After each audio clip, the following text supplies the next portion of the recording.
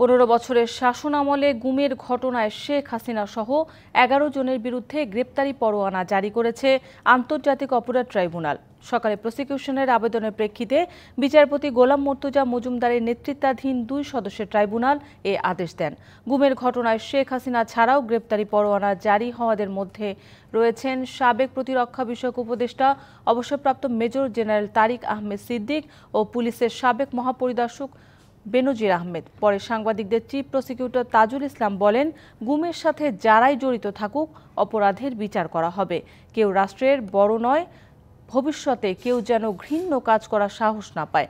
গুমের সঙ্গে যেসব সংস্থার নাম এসেছে বিচারের মাধ্যমে সংস্থাগুলোর ইমেজ পুনরুদ্ধার করা হবে বলেও জানান তিনি।